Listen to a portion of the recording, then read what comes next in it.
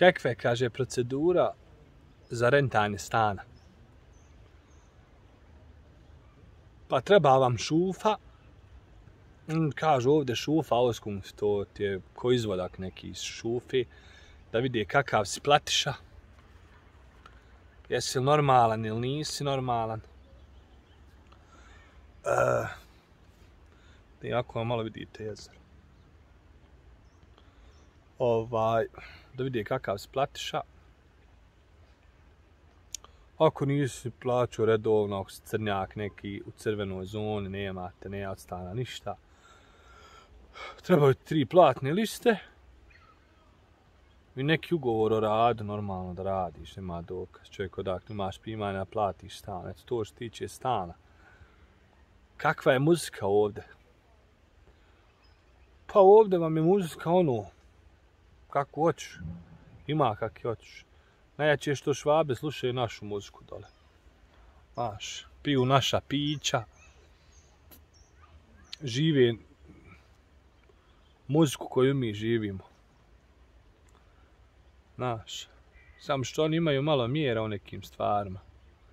Znaš, ti kad odeš, ja sam par puta izlazio sa Švabama, oni se napiju, smiju se, dobro im je. Zajebance opuštane, a pretežno belaje napravimo mi Balkanci ili Turci. Bugari, Rumuni, ovo dole mi ovako ovi Ausländeri, znaš. Što se tiče dugo ima neko pitanje kao za rentanje auta. Pa to je štinu ko kod nas da rentaš auto, normalno.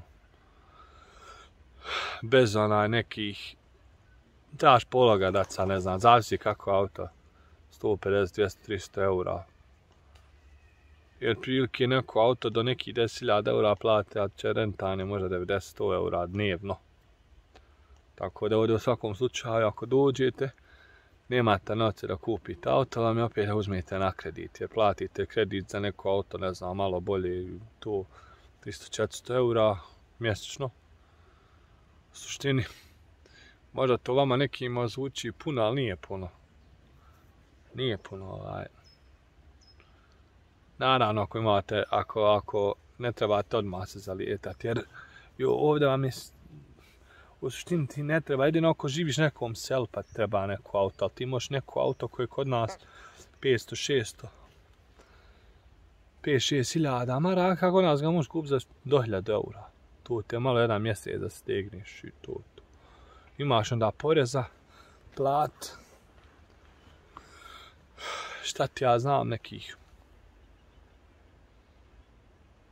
200 eura, 250, zavisi je li dizel, nije li dizel, je li benzin, koliko je kilovata, koja je auta, koja je BMW, Mercedes, Porsche, ova bolja auta, još ako su to dizel, porez je dobro velik. Ali to vam je godišnji, imaš tifa 120 eura ili 110, između 110-120 eura. Tif, on važi 2 godine, to je kao registracija o ispravnosti auta. Pa onda osiguranje vam mjesečno ide. Pošli obično, style kasko, full kasko. Koje ti auto, ošli godišnji da platiš, mjesečno da platiš, još svaka 3 mjeseca do 6 mjeseci, tu vam sve varira. Ali to vam je sve, ako vam je prvo auto još, otprilike nekih 90 eura mjesečno. Ali vi imate pravo i policu odozdo da ponesete. Iz Bosne, Hrvatske, Srbije, odakle ko dolazi, bilo koje zemlje možete donijeti policu, one procente pa vam one spuste. Ja nisam. Sam imao dole kazni, bio sam jako fin. Nisam imao auto na sebe, tako da jel? Nisam imati, imao dječji doplatak, znaš. Ovo ti nije bitno, imaš dječji doplatak, kolika imaš primanje, bilo šta, auto imaš pravo da imaš na sebi kuću, da imaš bilo koju nekretninu, tako da to njih nije briga. Ti imaš svoja prava i svako uvažava tvoja prava, bilo koja boja kože, nacionalnost, vjera i tako dalje. Dok dole ne znam.